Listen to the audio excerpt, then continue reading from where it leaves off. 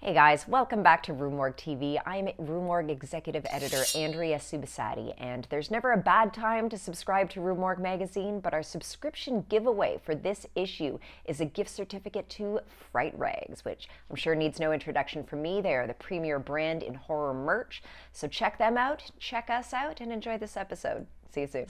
I'm Alex West, writer, author, occasional podcaster, and I'm back today to re-examine some of the greatest horror franchises ever.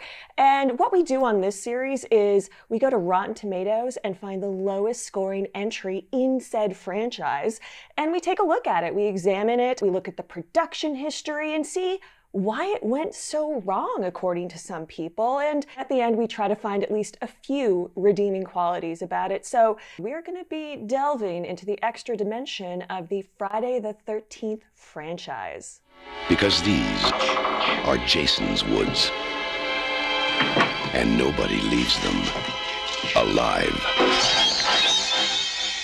Friday the 13th, Part 3 in 3D.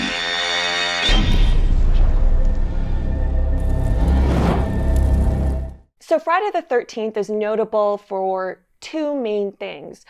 One, that it was shot in 3D, and the second, that this is where Jason gets his iconic hockey mask. And I'll be really honest with you, when I set out to do this franchise, I was sure it was going to maybe be like Jason Going to Hell or Jason Going to Manhattan that was going to be the worst, but no, it was Part 3. And I think there are a few reasons for it that may not have very much to do with the actual entry itself. This came out in 1982. It was directed by Steve Miner, and this is where like slashers were really emerging as a popular subgenre in horror, and more were coming out. People were really, stupid and lame about them. Mainstream critics hated them. So I think they saw it as a really easy takedown. And, the producers behind Friday the 13th Part 3 thought they could really cash in with a cool gimmick, and they were kind of right. This is where we see the movement to a 3D film, which we hadn't really seen since its initial heyday when the technology came about in the 50s and 60s. Friday the 13th has a 7% on Rotten Tomatoes. 7%. Janet Maslin at the New York Times said, "Eventually, the novelty wears off, and what remains is the now familiar spectacle of nice, dumb kids being lopped, chopped, and perforated." Ed Gonzalez of The Apollo Guide says, "The film was shot in 3D and looks pretty bland on video or DVD."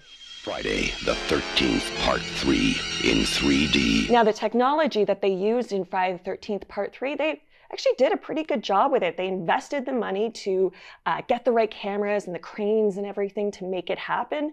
And then, they actually put money into cinemas so that cinemas all over could actually show it in 3D. They made those damn 3D glasses, It was a gimmick, but one that they actually tried. And, it doesn't always work. It's not always the most gripping 3D you're ever going to see, but there's a lot of worse films that do 3D that kind of aped on this whole trend that came about just a few years later.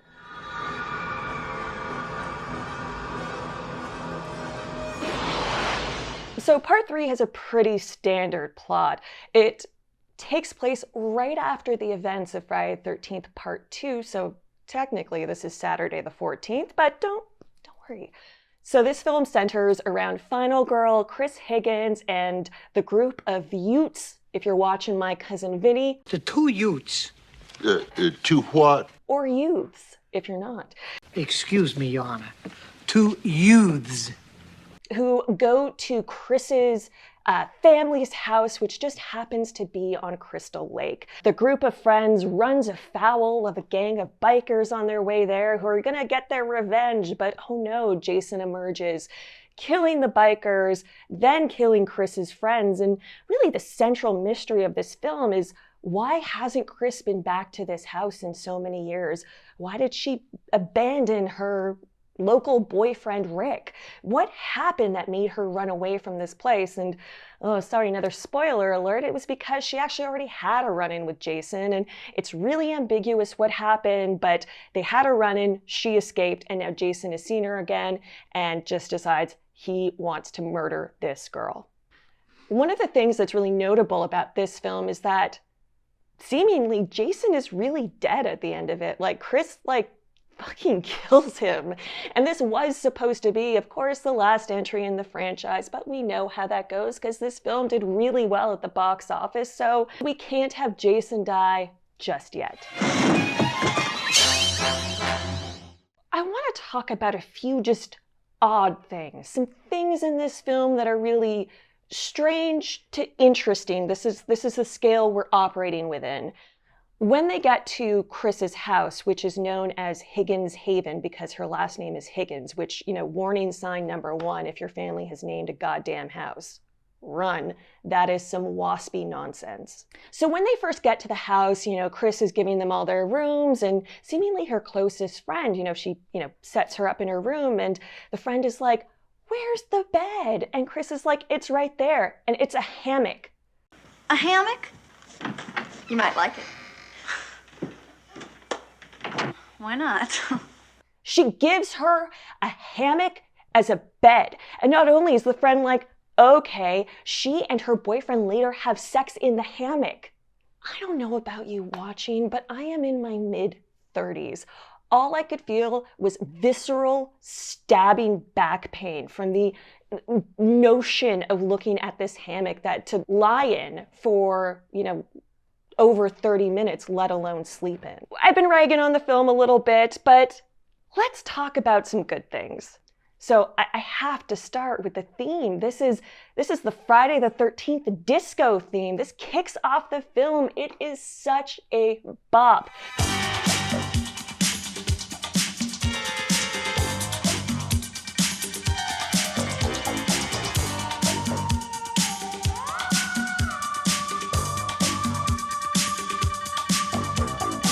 It is so much fun. I'd actually totally forgotten about this song because it, usually always comes on at a RUE MORGUE party, but I was like, oh yeah, I was doing a little dance. It was really fun.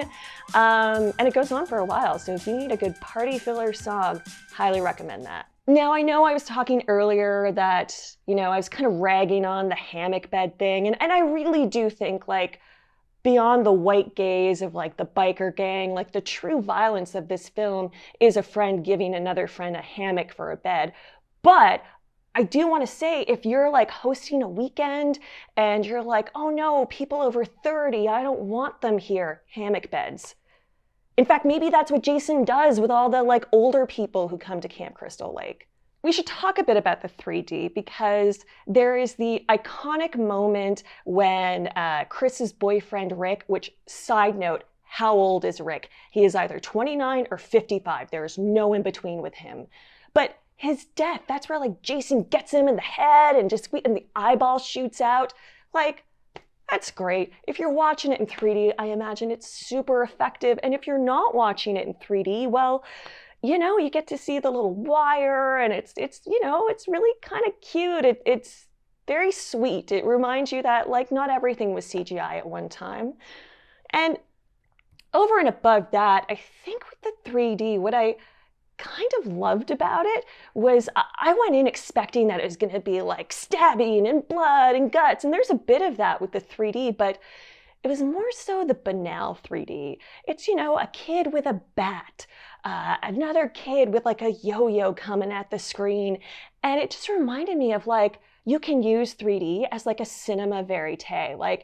If Pier Paolo Pasolini could have used 3D in Italian New Realism, then I think this is what it does. It elevates the everyday moments of life that you just don't think about, you take for granted, and it brings them into this cinematic world and really elevates them and makes us think about life in a whole new way.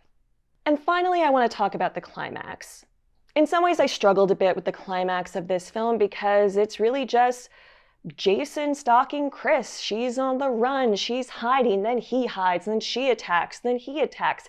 It's a lot of back and forth, but it actually made me think about how the first two films are really setting up the foundations of this slasher. You know, the mythology of Crystal Lake, the mythology of Jason, and then part 3 is in this liminal space where it had the foundation, but it wasn't into the whole like Tommy Jarvis, Jason is a supernatural monster narrative. They hadn't gotten there yet.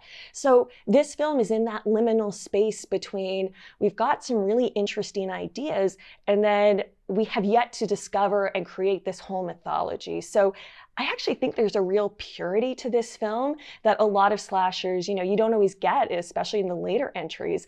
And it's just about a deranged killer coming after you. And, you know, if you want that kind of purity, and I think we don't always get that as horror fans, there's something to absolutely be said for that.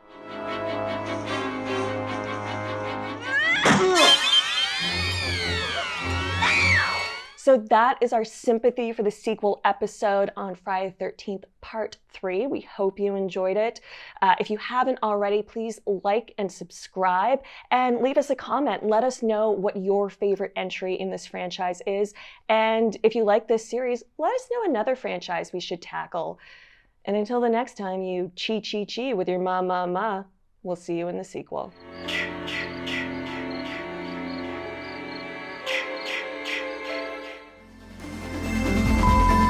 This whole night is gonna end with me like shaving my eyebrows off and like throwing all the bulbs in the fucking trash can, ripping that painting off the wall. Yeah. Ugh. Oh, it didn't work. See, 3D is hard. This is what we're learning.